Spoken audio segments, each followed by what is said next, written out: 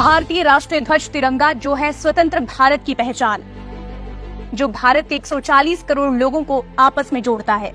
लेकिन कांग्रेस पार्टी ने भारतीय राष्ट्रीय ध्वज को बना दिया राजनीतिक की चाल। तभी तो बार बार ये झूठ फैलाया कि राष्ट्रीय स्वयंसेवक संघ तिरंगे का सम्मान नहीं करता। तो आइए इस स्वतंत्रता दिवस देखते हैं तिरंगे का इतिहास। तिरंगे के इतिहास की शुरुआत होती है साल 1906 में इंग्लैंड के लंदन हाउस में, जहां पढ़ने वाले युवा क्रांतिकारियों ने सबसे पहले भारत के राष्ट्रीय ध्वज के रूप में तिरंगे झंडे को जन्म दिया। वीर सावरकर, श्यामजी कृष्ण वर्मा, मदन लाल डीगरा जैसे क्रांतिकारियों ने इस झंडे की रूपरेखा तैयार की और सबसे पहले 1907 में जर्मनी के स्टटगार्ट में हुई अंतर्राष्ट्रीय सोशलिस्ट कांग्रेस में मैडम बीकाजी कामा ने स्वतंत्र भारत के पहले ध्वज के तौर पर इस तिरंगे को फहराया। संविधान सभा द्वारा तिरंगे को राष्ट्रीय ध्वज के रूप में स्वीकारने के बाद वीर सावरकर ने 15 अगस्त 1947 को अपने घर में केसरिया ध्वज और तिरंगा ध्वज दोनों को फहराया था। इसके उलट पंडित जवाहरलाल नेहरू ने 15 अगस्त 1947 को तिरंगा फहराते समय अंग्रेजों के झंडे यूनियन जैक को उतारना भी जरूरी नहीं समझा था।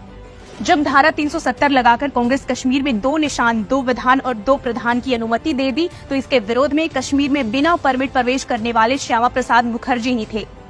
श्यामा प्रसाद मुखर्जी के बलिदान के चलते कश्मीर से परमिट सिस्टम खत्म हुआ और प्रधानमंत्री का पद बदलकर मुख्यमंत्री कर दिया गया।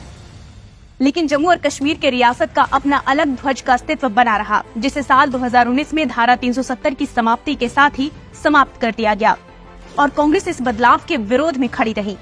ये भी हकीकत है कि आजादी के समय कांग्रेस का एक धड़ा भारतीय राष्ट्रीय ध्वज में अंग्रेजों के चिन्ह यूनियन जैक को लगाने की वकालत की थी और भारतीय नेवी के झंडे में जॉर्ज क्रॉस दशकों तक दिखता रहा, जिसे हाल ही में मौजूदा सरकार ने बदला है।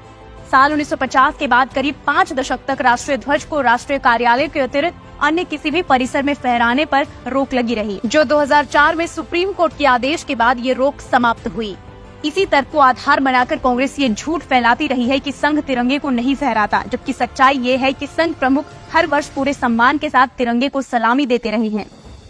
और जिस मुस्लिम लीग को कांग्रेस सेक्युलर बताकर गठबंधन करके बैठी है, वो मुस्लिम लीग जरूर भारत के राष्ट्रीय ध्वज के अपमान को लेकर विवादों में रही है। कांग्रेस को न संविधान की चिंता है और न ही भारतीय राष्ट्रीय ध्वज से प्यार। कांग्रेस को बस झूठ फैलाकर अपनी राजनीतिक स्वार्थ से मतलब है और इस स्वार्थ के लिए कांग्रेस राष्ट्रीय ध्वज पर भी राजनीति करने से नहीं चूकती।